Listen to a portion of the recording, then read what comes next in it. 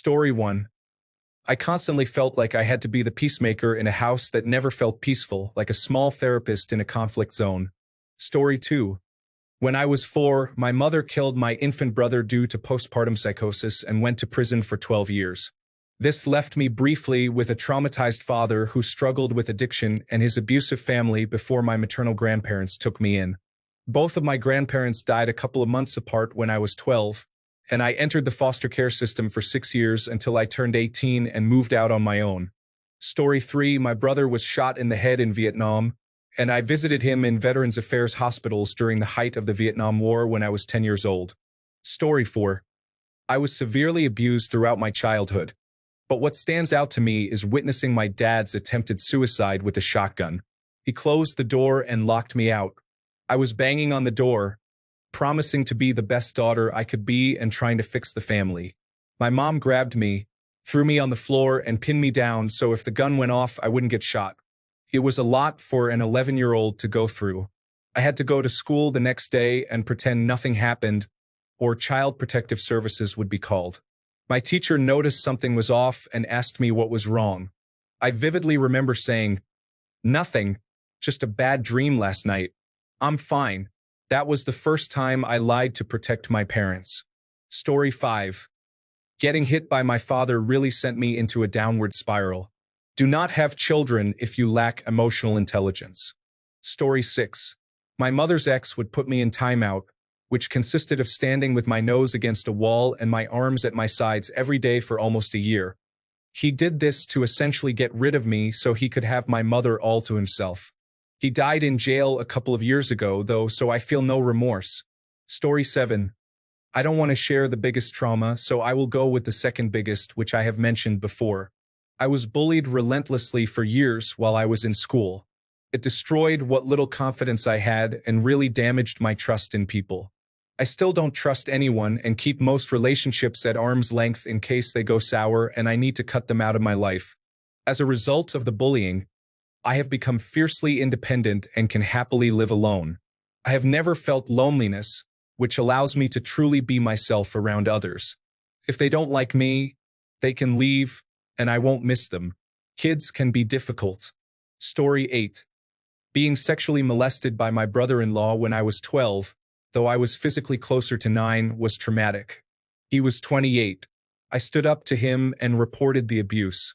My family accused me of lying except for my mother. My father was unaware as I never told him. They had just divorced and he had moved from Texas to Mississippi. My mother was the youngest of 8 siblings, each with 3 to 4 children. She was 40 when she had me, and her mother was also 40 when she had her. This resulted in a large family, but they were all much older than me. They claimed he was a Christian man who would never do something like that and insisted I was lying, as was my mother, who was trying to protect me. I was not only traumatized by the abuse, but I also lost my family. They ostracized my mother as well. She had her own previous trauma, having suffered a severe accident in her 20s that resulted in numerous injuries. This trauma eventually broke her heart, and she died when I was 17. Thus, I went from an idyllic life up to age 12 to a life filled with trauma until I was 21. Story 9. My parents were so permissive that my brother died as a teenager because he wasn't wearing a helmet while skateboarding, leaving me as an only child at 16 with my 2 abusive parents. Story 10. I was emotionally and physically hurt by the one person who was meant to protect me, my own mother. She justified it as a way to discipline me. Story 11. This is a challenging topic, but since it's been a while, here are some experiences. 1. Witnessing my mother's boyfriend assault her. Experiencing inappropriate behavior from a cousin. Observing that same cousin assault my sister. A female teacher entering the boys' restroom. A homeless man making sexual comments toward me. A gay male couple making lewd gestures at me. Being bullied by an uncle and being labeled as weird. Participating in bullying and being bullied myself. A stray dog attempting to attack me. 10. Witnessing multiple family fights. Story 12.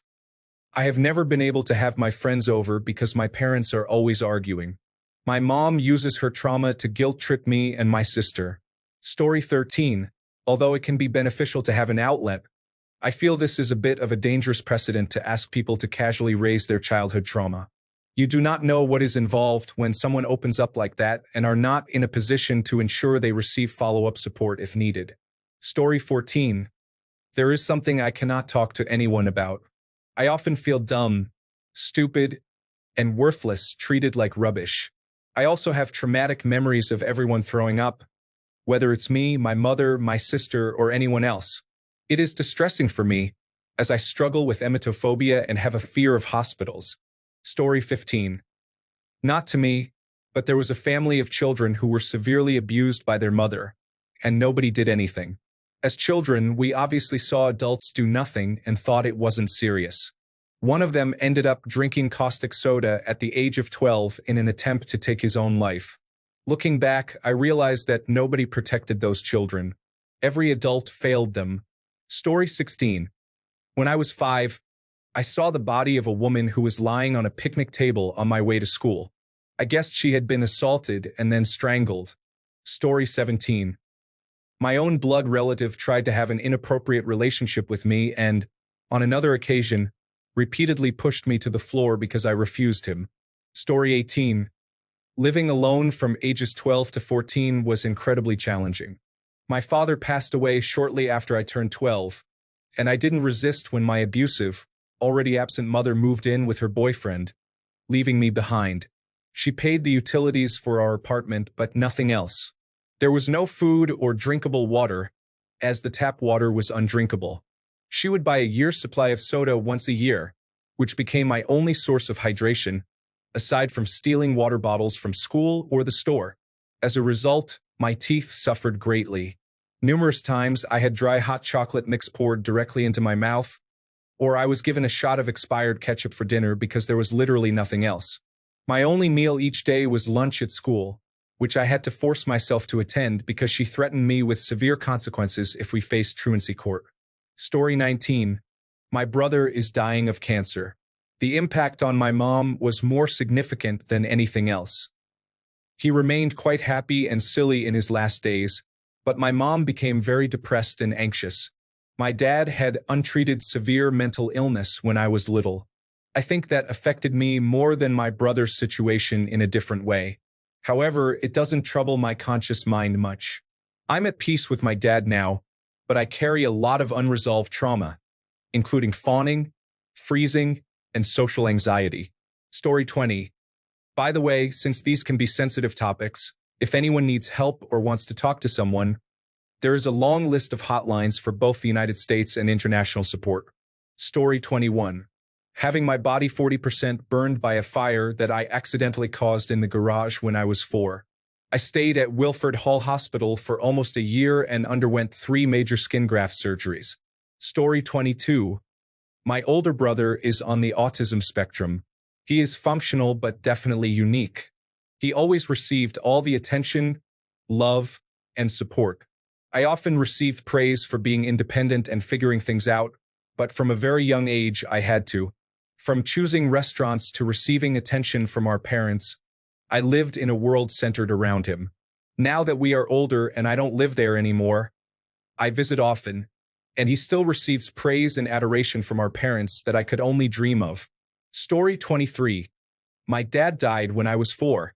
I never knew my grandparents on both sides because they all passed away. In general, I dealt with the loss of many people, usually extended family, whom I didn't know well and couldn't properly process.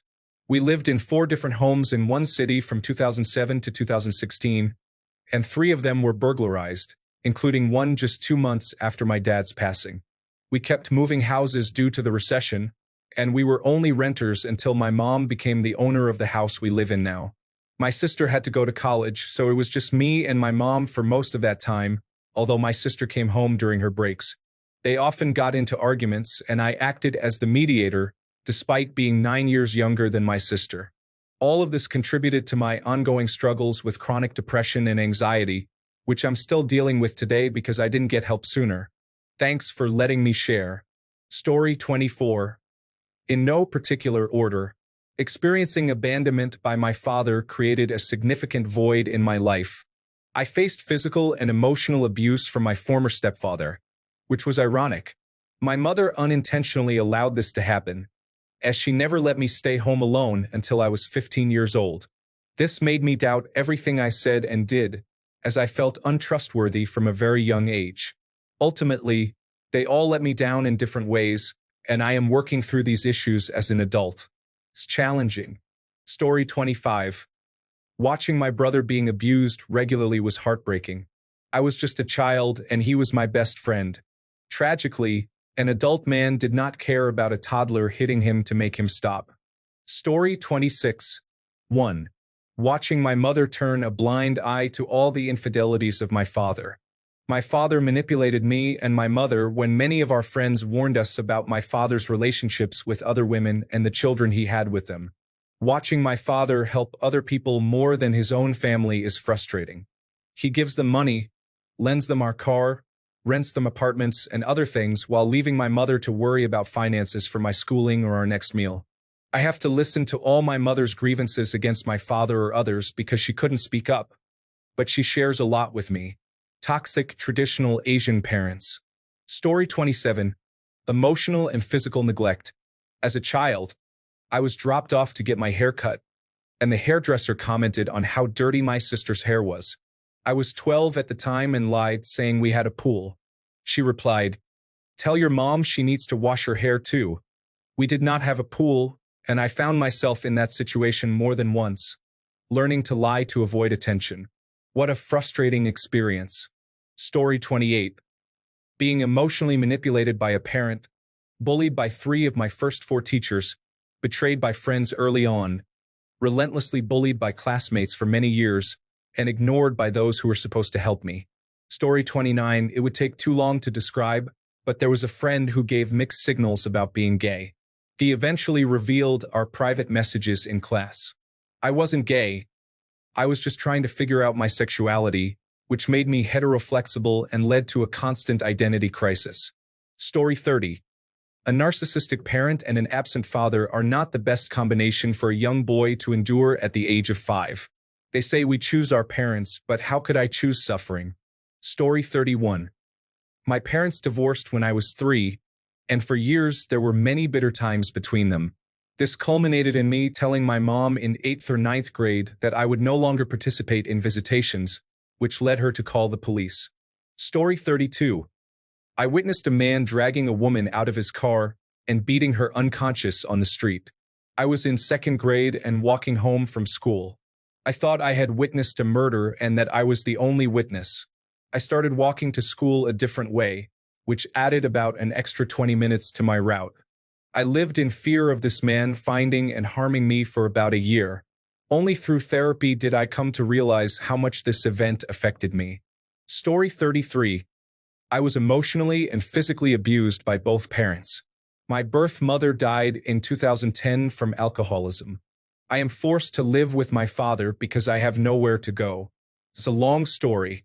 He has gotten better, but I do not plan on staying here long. He is more of a narcissist than anything else. Once a narcissist, always a narcissist. I am in therapy, which helps take the edge off. The woman I considered a mother during my preteen and young adult years abandoned me in 2014. She does not even talk to me anymore. She has my half-sister, which explains why we used to be so close. Story 34. One night, my alcoholic mother ran out of alcohol and asked my father multiple times to go get her more. He refused each time. Eventually, she got angry, stormed to the kitchen, and started throwing things. My father went in there, and a shouting match began, prompting my siblings and me to run in to see what was happening. At that moment, my mother threw a glass ketchup bottle at my father's head, which hit his shoulder and shattered. After that, my father yelled at all of us to get in the car. My younger sister and I were getting ready when my mother yanked us out and threw us into her car, speeding out of the driveway. I hoped my father called for help. We ended up riding with her into town, which was about 25 to 30 minutes away, while she was extremely intoxicated. She eventually passed out in the driver's seat after taking a few sips. We sat there for what seemed like forever until my father showed up, got us into his car, and left my mother in the parking lot. I didn't see her at home for 4 to 5 days after that. Story 35. I have a memory of being restrained on a table in a dark room full of adults when I was 3 years old. I felt fully exposed while those adults touched me with cold, wet towels and spread my skin with their hands, telling me to be a good girl and relax, assuring me it wouldn't hurt. However, I felt a sharp pain when they used a medical instrument. I tried to close my legs, but I couldn't because I was restrained. It was a painful and frightening experience, and I still have nightmares about it to this day. Story 36. When I was 16, I developed asthma, and because it was during the pandemic, I couldn't reach my primary care doctor. My parents didn't understand or care, and since I was a minor, I couldn't go to a clinic myself for testing or treatment. It almost killed me twice, and to this day, I know that if I had been taken more seriously, I wouldn't have lungs equivalent to a smoker's. The doctor always dismissed my concerns as a hormone imbalance, seasonal allergies, or stress related to my boyfriend, no matter how much I insisted I needed testing. I was only eventually diagnosed by chance while in the hospital for a separate reason and experiencing an asthma attack. At just 16, while taking advanced placement and honors classes, participating in the drama club, and being medically neglected to the point where I genuinely almost died. Story 37. A protected relative in the family behaved like a sexual abuser towards me, acted as a bully, and abused me. The impact of the abuse continues to affect me. Story 38. When a friend told some strangers about things I wanted to keep private, it gave me trust issues. I barely share any of my personal feelings with anyone to this day. Story 39. My mother, who struggled with alcohol abuse, physically and emotionally abused me before abandoning my father and me. In September 2020, she attempted to gain custody of me, which led me to court. I brought my diary, filled with plans to harm both her and myself. During the court session, I showed the scars on my body and shared everything with the judge, revealing my plans if she were to gain custody. At the time, I was about 13 years old. Now, at 17, I am living my best life, but the pain still lingers. It feels as though it happened yesterday, even though it has been nearly 6 years. Ultimately, the judge granted custody to my father. I now live with him full-time, and the judge ordered me to attend counseling due to the things I expressed in court. Story 40. I started to say polio at age 4, but decided that spending the remainder of my childhood in fear due to an older brother who loved to do painful things to me was worse, both physically and mentally. Story 41. My dad shot himself when I was 15. 2 years later, my sister tried to take her own life by consuming an entire bottle of Tylenol. She purchased it when I let her wander off in a Walmart by herself. She took the entire bottle that same night. I have felt immense guilt, which has led to many nightmares. When she went to the emergency room, I was the only one at home, so I had to search her room to find the bottle she had hidden, as she refused to tell the doctors what she had taken. I also found 3 suicide notes that I haven't shared with anyone. I still have them in my room. Another time she attempted to take her own life was when she snuck into my room and somehow accessed my safe while I was working. She only managed to take a few sleeping pills and ibuprofen. The weight of being the reason she could have died twice has filled me with guilt that is hard to describe. Keeps me awake most nights. She has struggled with suicidal thoughts for years, and I often feel like I have failed as an older sister for not noticing the signs. Thanks a bunch for sticking around till the end of the video. Remember to subscribe, and until next time, stay awesome and goodbye.